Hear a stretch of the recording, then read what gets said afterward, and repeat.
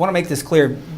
With Father Drennan, he was, I don't think it's even more than likely, it's almost definite, he's come out in favor many times against Prop B. That's right. I don't know if we know publicly where Cops Metro stands on Prop A, but I point that out to ask you, are you for Prop B, are you against Prop B, or are you kind of right down the middle here? Certainly in my role at SAGE, where we exist to promote the economic development of the East Side as well as cultural vitality, we've taken a look at this issue and we've polled the broad survey of residents and small businesses on the East Side. Because there's a diversity of opinions, at this time we remain neutral. We think both propositions present a great opportunity, but still some concerns and questions outstanding. Cody, we know you obviously have strong opinions on Prop A, but for Prop B, where do you stand? San Antonio Stock Show and Rodeo strongly stands behind Prop B.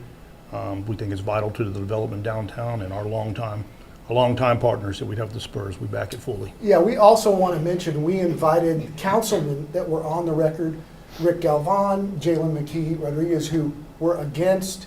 They both declined to be here tonight, as well as the mayor, who's been on the record as saying she wanted more economic studies done, and they declined our invitation as well. Melissa, how do you and the folks over at Hemisphere stand on this? So Hemisphere is really excited about the opportunity to accelerate the development in the rest of the district and continue to execute on the master plan. And so Hemisphere is very excited about these opportunities for the sports and entertainment district. Bob, I want to ask you this. Some of the questions that we seem to see online from viewers and voters, obviously, center around hidden costs. And so we can get really deep in the weeds as we get through the next 45 minutes or so. But the idea that you build this arena and all of these things, which could come down the road with Project Marvel, but specifically we're talking about the arena tonight, the idea of hidden costs. What are, if any, the hidden costs when it comes to reconfiguring downtown? We hear a lot of times about the SAWS facility, all of those things that you guys, I know, have heard. Yes, absolutely. And I think you laid out a great framework at the beginning. So this project is about the 20 acres that includes the Institute of Texas and Cultures and how it's funded and operated. So the cost, visitors are paying for all the arena. You and I and everybody in this room as taxpayers, we have no financial responsibility. All that is on the tourists and the Spurs, and then we will pay for the overruns. And I do want to hit the hidden cost concept. The operational cost of the new arena, that will be on the Spurs as well, not on the community, not on the taxpayer. Now, the second part of that is we move forward. There's lots of work to be done, but when we pass this on November 4th, then we'll jump into that next phase. Councilwoman Core, I've got a question for you. Sure. Assuming the county bond passes and we do move forward with the arena, some of the concerns about those hidden costs are about the SAWS facility and about city infrastructure. I think it was over $200 million, streets and things around it, that will cost San Antonio taxpayers. Is that correct? Yeah, so I wanted to say something. Earlier you mentioned that this vote is only on the county vote, and that may be true, but without the county portion of this funding, we don't have a deal. We will not be able to close that gap, and so this vote really is on the entire it's on the entire arena. It's on all of the funding that we've come up with together as a team. So yes, we're only voting on the county portion, but I want city residents to know that they're getting a voice in this too on the city component. As far as the infrastructure goes, the SAWS chilled water plant is a big question mark right now. There's a lot of work and diligence that has to be done around that, which hasn't been, and so that may or may not be in the infrastructure bond. It's not necessary for this arena deal. What is necessary is infrastructure improvements with regards to streets and sidewalks and also exit ramps for the highway. So those will be included in a future upcoming bond vote, which city members will be able to vote on in the future. What's the advantage to having the Spurs and an arena downtown? To anyone? I'll Yes? answer. Yeah. Well, in my opinion, the Spurs and the arena should have always been in downtown. I mean, I can't pay for the relocation in the past and the sins of the past, but I can tell you as a native San Antonian born and raised here, I went to games at the Hemisphere Arena, which was the loudest arena in the NBA, right? The energy, the density of people moving around downtown cannot be replicated unless it is in downtown. So as we look at what's going to happen when I talked earlier about bookending downtown with major stadiums, as the councilwoman knows, infill that will inspire more housing, all kinds of housing, not just affordable, but market rate, workforce, all of it. as well as more entertainment options in downtown. It will give us the opportunity to compete with peer cities like Nashville, like Las Vegas, which, by the way, are vying and chomping at the bit, especially Vegas, for the opportunity to score an NBA franchise. Bobby, So what- this is an opportunity, yes, for downtown, but also focus on the opportunity cost with them leaving here. Bobby, I know when I've done social media posts and such, the number one question I get back is, why do the Spurs need a new arena? They have a perfectly good one on the east side. When I spoke to Peter John Holt, he gave me a pretty interesting answer about the economics of the NBA. Can you explain? So thanks for the question, Don. So by the end of our term, we'll be in this building for more than 30 years. And the evolution of the league has become incredibly competitive. We compete with the biggest cities in the United States, Chicago, Los Angeles. We compete for talent on the court and off the court. In order to be financially sustainable and compete at the highest level in San Antonio, a publicly funded structure is common and it's necessary. I would add that our company, the Spurs, through the Holts, want to reinvest over $2 billion in the southwest quadrant of downtown. I'm not certain there's any other companies right now that are saying that today in San Antonio, and that's part of this. And I would partner with Trish on just the future expansion for what can happen on those 20 acres. Could be amazing and magnificent for our community. And back to what Trish was talking about Las Vegas and others. I recently spoke with former Mayor Henry Cisneros about the concerns about the competition around the country. I think 12 other cities have newer arenas that don't have NBA teams and are clamoring for NBA teams. Here's what our former mayor had to say. Worry that as loyal as the Spurs have been to San Antonio and as loyal as San Antonians have been to the Spurs, there are other cities who badly want basketball teams. Seattle has been without a team for 20 years or so. Las Vegas, nobody thought that professional sports would go to Las Vegas because of gambling, but football is there now. They've won a hockey championship. They're about to get a baseball team. They have women, they have our women's WNBA team. So Las Vegas is sitting there wanting a basketball team to top them all off, and then you've got Austin up the road. So we can't fool around with this. I think we have to get that arena built. And don't worry, Cody, we're going to get to you and Proposition A coming up. But all good. Yeah. And Cody's I just having a think good time listening. Proposition A actually is something that is not being talked about enough Right. because there's some grand plans over there. And so we wanted to hear from the former mayor and have let people weigh in from all areas. Yeah, so we have a poll up right now as well on news4sa.com. Where do you stand right now on Props A and B? You can use that QR code right there. As of right now, according to our voters, 59% are against both of the propositions. You can continue to vote. We'll talk about this throughout the night and obviously between now and Election Day right here on 4. All right, we also want to include you in this conversation as well. We're taking your questions on the News 4 Facebook page. Add yours there now for this very hour. Our experts will address those questions during this town hall.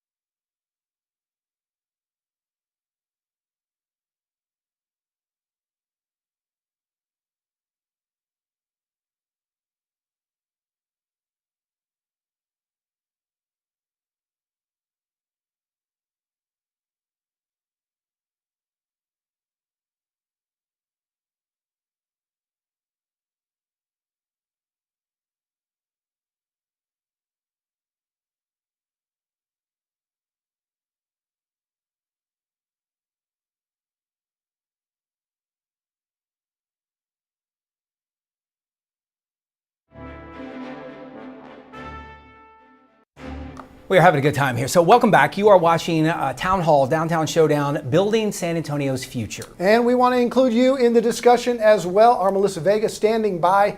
She's waiting for your questions and your input. Melissa. Well, Donna, David, there are some amazing resources sitting right here. So please let us know if there is anything specific you would like us to ask. Right now, we've already received nearly 200 questions.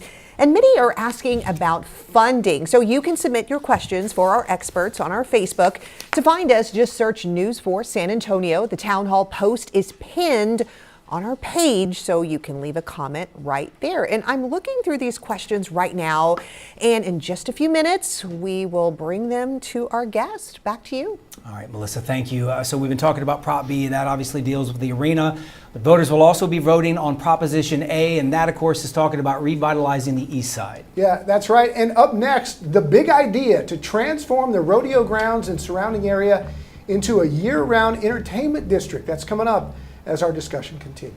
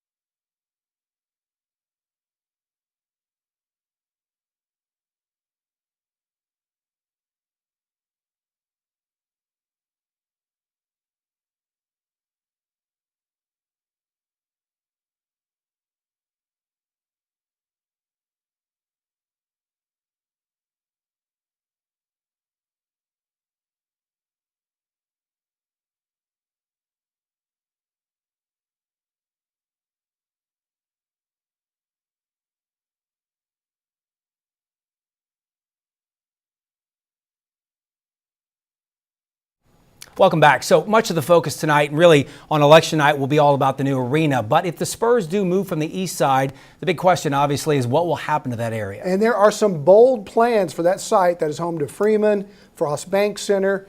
Cody Davenport is joining us here on our panel today. And Cody, we've heard so much about Prop B.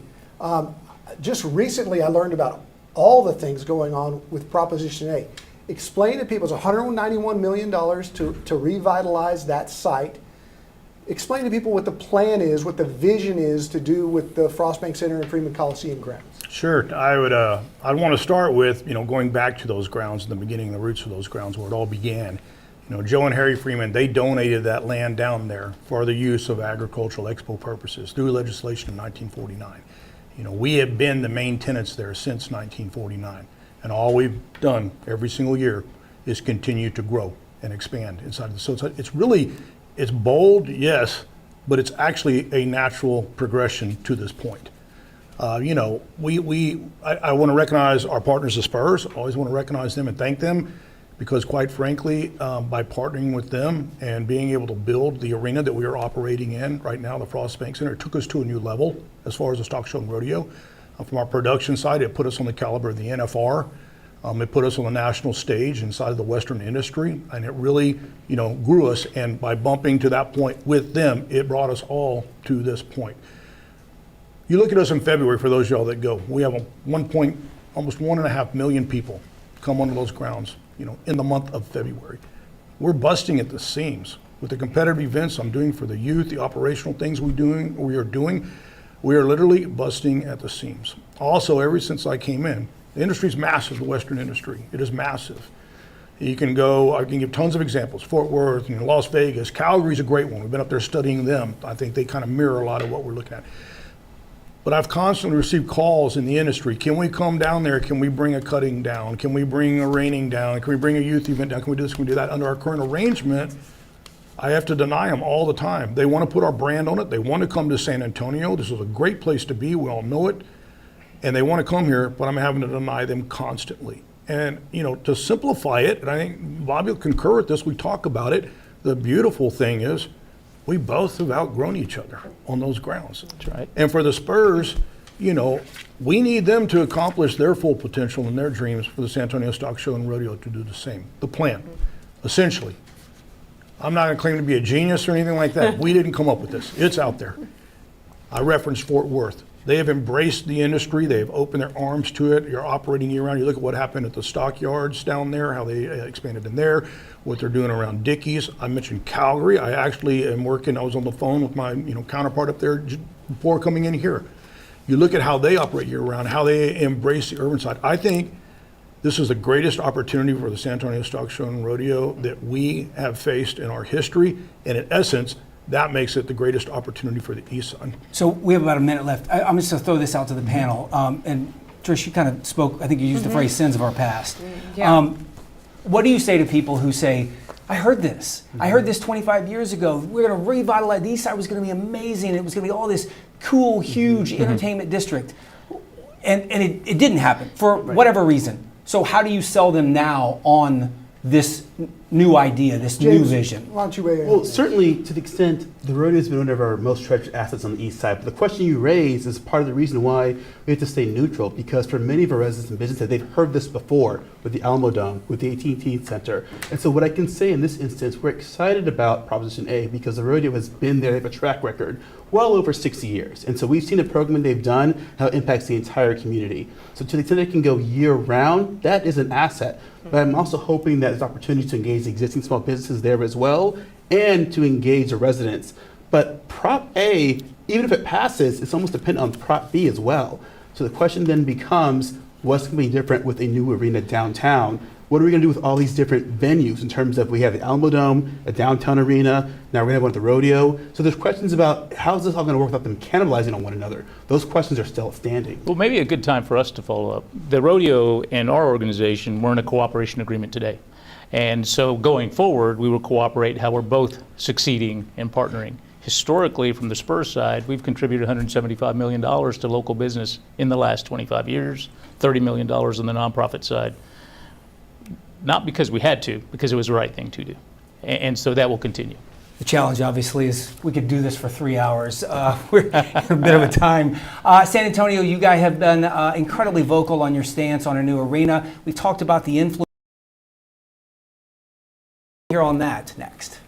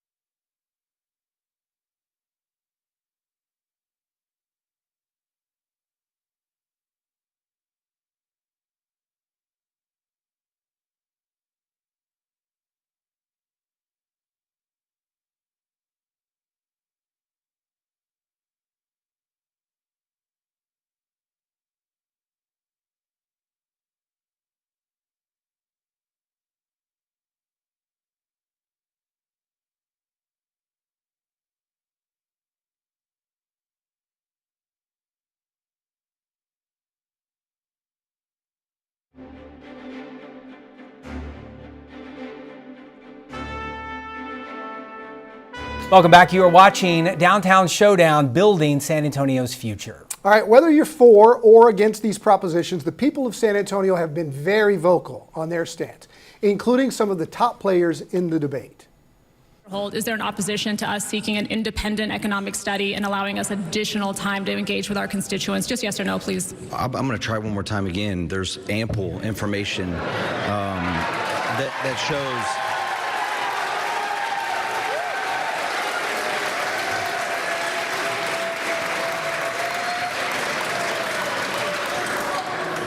This city deserves.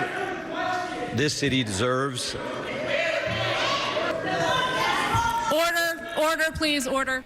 So that is the viral moment from a city council meeting back in August. Many business leaders, including the Spurs managing partner Peter J. Holt, argued against the mayor and pausing a vote on the current term sheet. Ultimately, council voted against the mayor in favor of putting the issue up for vote November 4th. All right, just before the vote, dozens more people from our community stood before City Council to voice their opinions.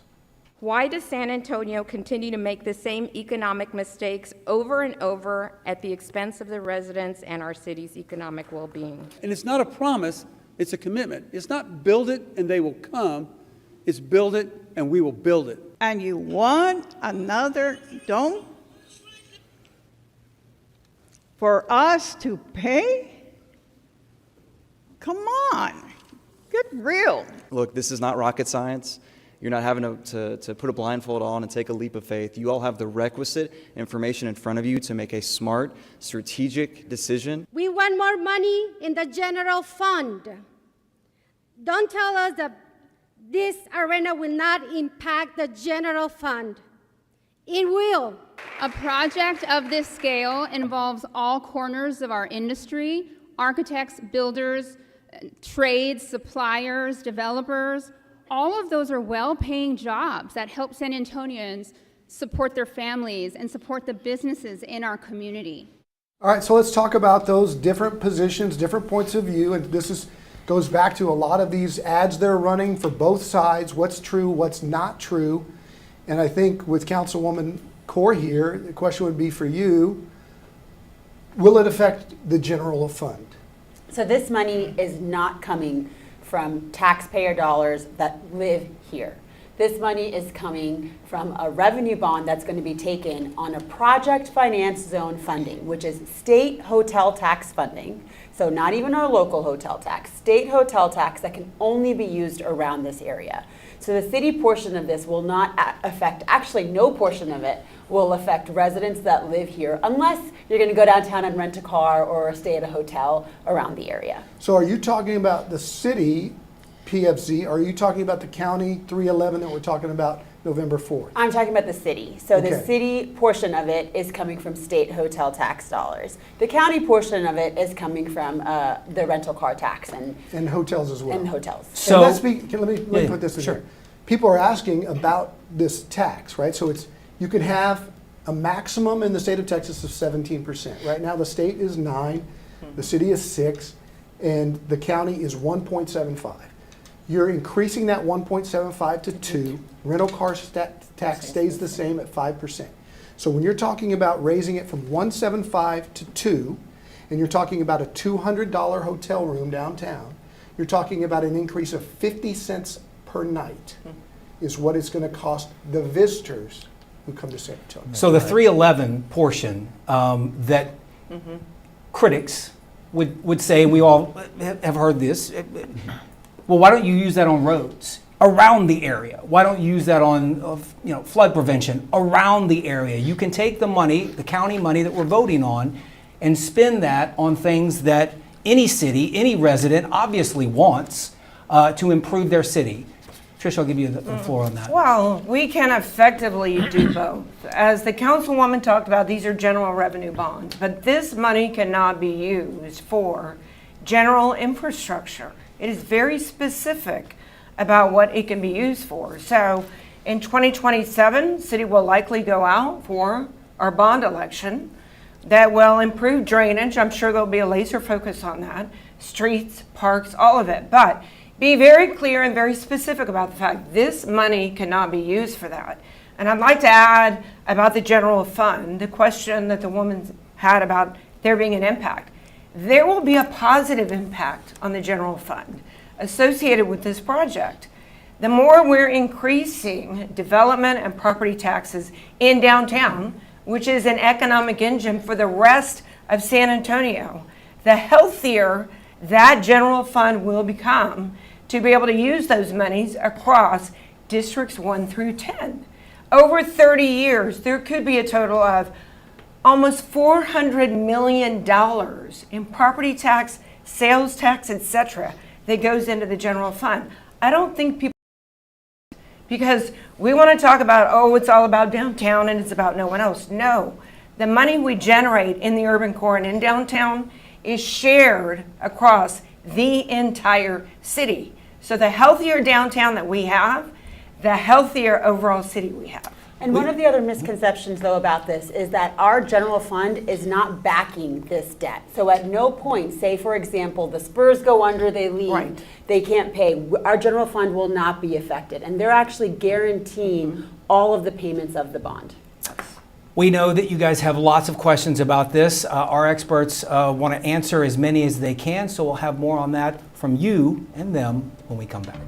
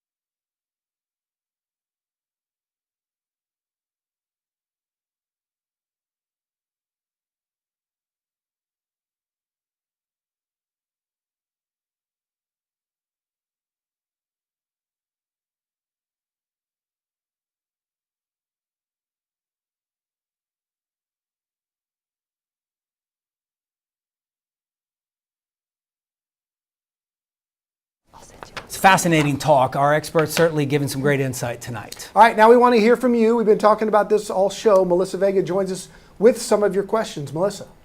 Yeah, thank you for everyone for joining in on this conversation. We have had a lot of people asking, even before the panel, a lot of questions are centering around revenue. One viewer saying one of the primary talking points has been that taxpayers will not pay for this, but with tourism dollars. So how do you keep the tourism dollars separate from locals who use the same amenities? And another point that someone else made is that if the development is funded by tourism tax dollars, what if the visitors decrease? You don't have enough visitors coming in. Where will the money come from? I think that's a great question for us, the Spurs. The way that the transaction will be set up is the Spurs will guarantee that shortfall. And so in the event that the hotel motel tax doesn't make, it becomes our responsibility and not the responsibility of the taxpayer. And there's been some talk about a contract, a hard, fast contract. Not guys will be legally obligated to fulfill these promises. 100%. After the vote passes, we will move to that phase and we will set that up to back up what we're saying and have it in writing, and that way the taxpayer is protected. That way when the city council votes on it again, it is in a written document. Melissa. Yeah, and a lot of viewers, they also believe that the total cost for the infrastructure and added expenses, when you have something under construction, well, this comes up or that comes up. It's going to be more than was ultimately said, and that it will be passed down to the taxpayers. How do we address that? It's another great question for us. Another great We're guaranteeing cost overruns. And I think that's one of the messages that works really well with the voter when we talk to them. We visit with them, we knock on their doors, we make phone calls, and we say, we are responsible for all the cost overruns, and this is funded by tourists. Are you responsible for cost overruns on the arena? Yes. But are you responsible for cost overruns on infrastructure and things like that? So on the infrastructure side, the streets and sidewalks, my neighborhoods right around that area desperately want sidewalks. They will give you a list ranked 1 through 10 of what they want. So the infrastructure down there, as we know, shall I say South Alamo, it needs the revamping. So it's a good time for us to do it all. We have time for one more question. Yeah, one more question for Cody or James possibly. Will Prop A really go, they're asking, to benefit the East Side, or is it just a way to ensure the success of the stock show? I'll tell you that one. I think it's critical that it embraces the East Side. And ever since I've come in as CEO, I think James can attest to this, we have been finding ways to outreach into our immediate community. The stock show was out there in a rural area when we first were placed there. Urban grew up around us, and we are doing inroads, major breakthroughs in our industry to embrace the youth in the immediate area.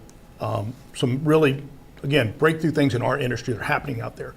And then as far as the economic side, look, I run a rodeo. I'm not going to be something I'm not, right? So I'm not going to tell you all about the economic development around us and all that kind of stuff. What I am going to tell you is I'm smart enough in business to recognize the simple fact that in the month of February, the people that we have down there, the amount of people, every county in the state of Texas is represented at our show coming in there.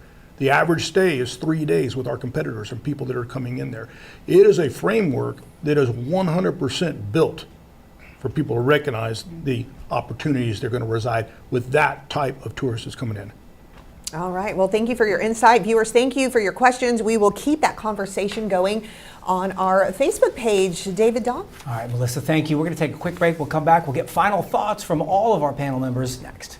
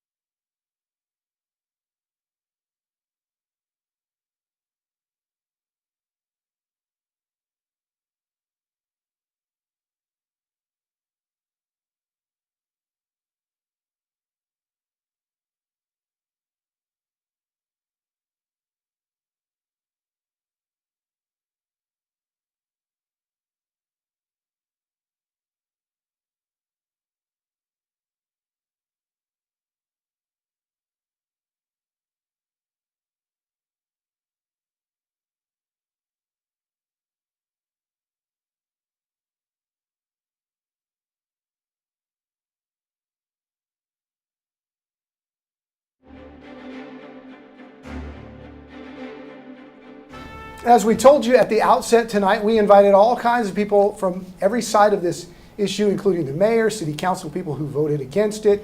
and the folks from Cops Metro. We did get a statement from Cops Metro. Father Jimmy would like to apologize for not being able to attend tonight.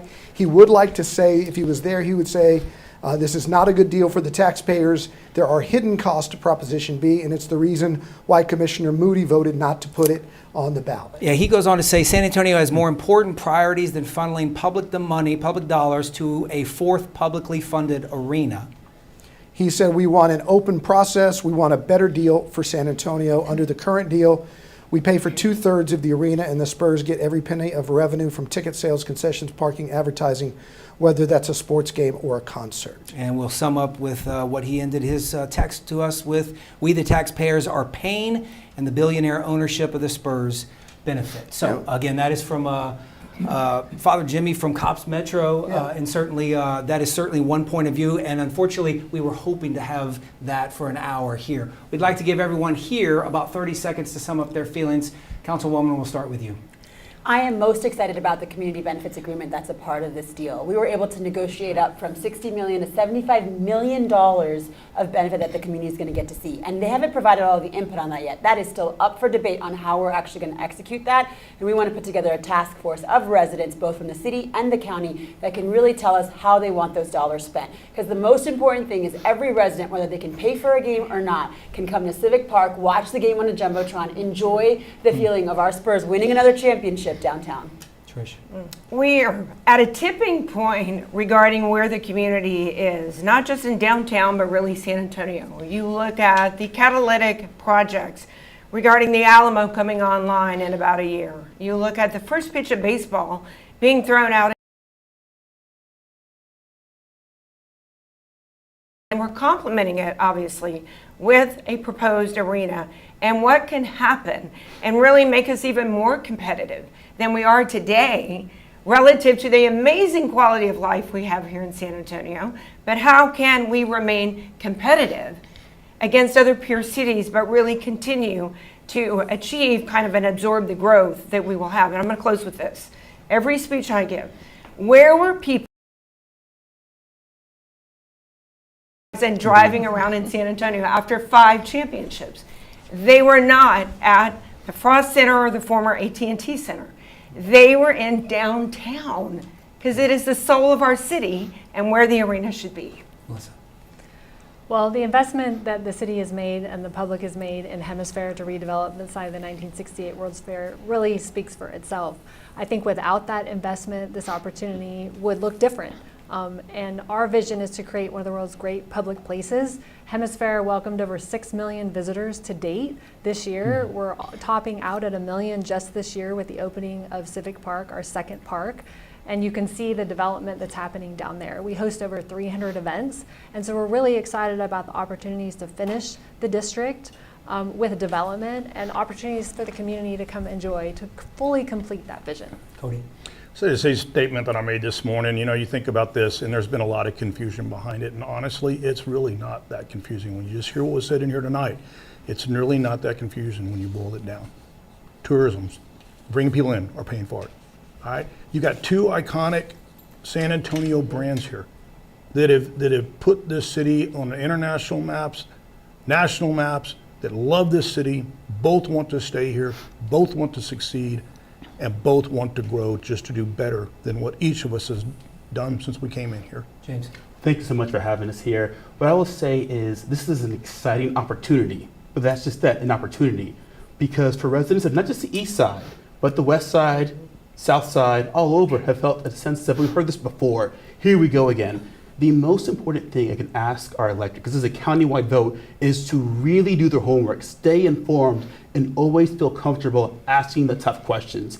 Councilmember Core brought up the fact that there was a CBA. Initially, the Spurs started at $35 million, expanded to $75 million. That was because of engagement from the community. The more the community is engaged, the more we can make sure that whatever development happens on the east side or downtown benefits everyone. Bobby, they're saying you got to be really fast. I'll be fast. I hope everybody votes for Proposition A and B. And great cities have great downtowns. Yes, they do. This is for the next 30 years, 40 years, 50 years. I'm from San Antonio like everybody else, and we remember great times in downtown with victories and parades and first-round draft picks. Please vote for Proposition A and B. Guys, thank you. We'll be right back.